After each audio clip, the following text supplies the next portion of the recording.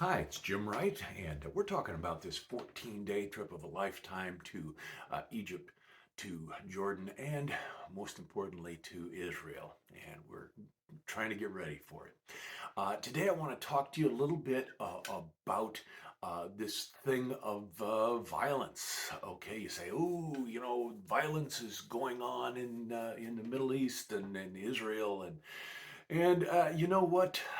That's normally the case. It just seems like there's that going on a lot. You say, oh, well, then maybe we shouldn't go. No, I don't know if you've noticed, but there's violence going on in the United States as well. Violence wherever you go. And as long as there is a sin nature, that's going to continue to be a problem. If you are waiting for there to be no violence in the Holy Land before you actually go and visit, you'll have to wait until a worldwide leader takes the throne. And for the first 3.5 years of his reign, there will be no violence in Israel. Of course, if you're around at that time, you got bigger problems. But in any case, between now and then, there is going to be sporadic violence in Israel. Now, you say, isn't that a problem? Yeah, it's a problem. However, it is a very manageable problem. It is a problem that has been, well, managed for years. Let me explain to you why we're not concerned about it. First of all, violence from the Gaza Strip, which is normally where the major problems arise. The Gaza Strip. We'll show it to you on a map here, and we'll show you where it is. Here it is. In any case. It normally comes from there. They are supplied by, other Arabs, and it gets, funneled in through Egypt, and they start launching rockets. Problem is, those rockets don't get very far. We'll show you that in just a moment. But the violence is almost always a money grab. People say, well, it's political. Yeah, it's political, but it is largely a money grab because what they are doing is they are, speaking to their base and trying to get people to give money, and they launch rockets and, rattle their sabers and they get money and these terrorist groups do that in order to get money. And you say, well, isn't it all political, ideological, and yes, but as you look at the world and you see what these people are doing, it is largely a money grab. We'll explain that to you later, but um, it's almost never where we will be.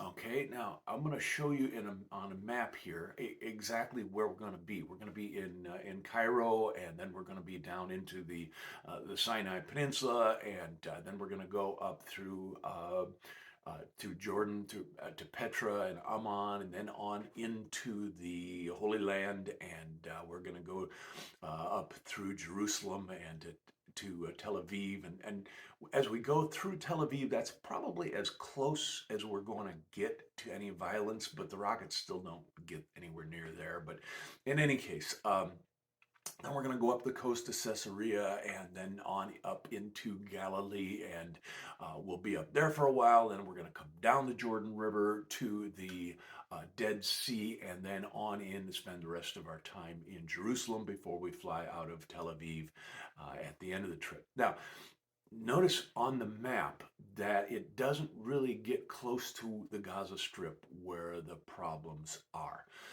There are other areas that are under Arab control, but for the most part, those aren't a real big problem. Those people have been largely living with Israel for a long time, and it's just not a problem. Tourism is the lifeblood of Israel, of a lot of these countries, and they're going to be protecting the tourists. They're going to do everything they can. It's interesting, but tourism also helps the terrorists, and so they don't bother us. And so, don't worry about that too much. Um, the the when we are in last time we were in Jordan, we actually had a tourism cop on the bus with us all the time, and actually that was really cool. I mean, he waved us through road stops, and he kept the persistent sellers away from us, and a good source of information. He was a real blessing to us. I don't know if we're going to have that in Egypt and in Jordan this time. We'll have to wait and see. But I do know that they will be protecting us. It is not a problem. Um, you say, well, will Pilgrim cancel the trip if, it becomes a problem? Well, Pilgrim has never canceled a trip except for COVID. And they've never lost anybody on the trips either. So it's apparently not a problem. Now, um, there are going to be times, well, there might be times when the guide will say, well, there's a protest going on, so we're going to rearrange our trip and do this instead, and we'll go do that later. And so there are times when they will be very aware of what is going on politically, and there are times, where they will go and change our trip. Um, Sometimes they might even eliminate something from our trip because of problems, and that you need to be aware of. But they are never going to put us into a place that is volatile or a problem. They're going to be protecting us. Why? Because they have a good record and they want to protect it, and they want to see tourism dollars continuing to come in. So just be aware of that. It isn't going to be a problem. Now, this doesn't mean that you shouldn't be smart. You got to use your head. I mean, you wake up at 3 in the morning and say, hey, let's go out clubbing in Cairo. Probably not a good idea. There's some places where you don't want to walk after dark, and so we're going to give you some rules. And if you simply follow those rules, there should be no problem. Like, if you're going to go out, together with other people, and be careful where you go. And there'll be a few things like that that we'll caution you about. But just follow those and it will be no problem at all. And then there's another thing that is kind of unique in Israel is you'll be walking through some site looking at things, and you'll see an individual or a group of individuals. They'll be walking by and they'll have submachine guns.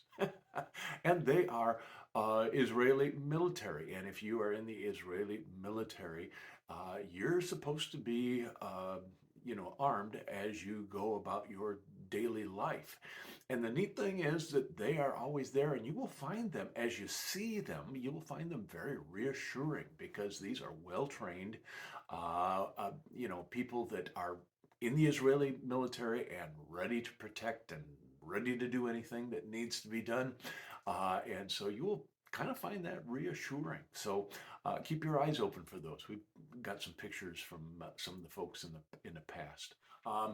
If you are concerned and you say, "Oh my, I don't want to go where there is the possibility of danger," where are you going to go? Because that's everywhere. God wants us to use our heads. That's why He gave them to us, and we're going to do that. But God also wants us to trust Him, and God wants us to learn of Him and to grow closer to Him. And this is the way that we do it. So, if it is a problem for you, you still have time to back out of the trip. However, we would encourage you to just come along, and we're going, so why shouldn't you? No, seriously, it is going to be a blessing, and it's not going to be a problem. So come along and join us. Now, just so that you know, we have lost two couples, and we still have some openings available. If you know, we've got openings for two more couples. We also could use another single guy. So if you know of another single guy that would like to travel, right now we've got three guys, and we would prefer to have four so that they can be a doubles rather than a triple. So just keep that in mind, and let us know if you know of someone else who wants to go. We'd like to hit that sweet spot of 45. And so that is where we are right now. All right. Hey, listen, if we can be a blessing or give you any more information on something, just let us know. We are available for that. You have the links to us down below. All right, we're looking forward to this 14-day trip of a lifetime to Egypt, Jordan, and to Israel. And on behalf of Dave Myers and Jim Martin, we're looking forward to it. Thanks for joining us.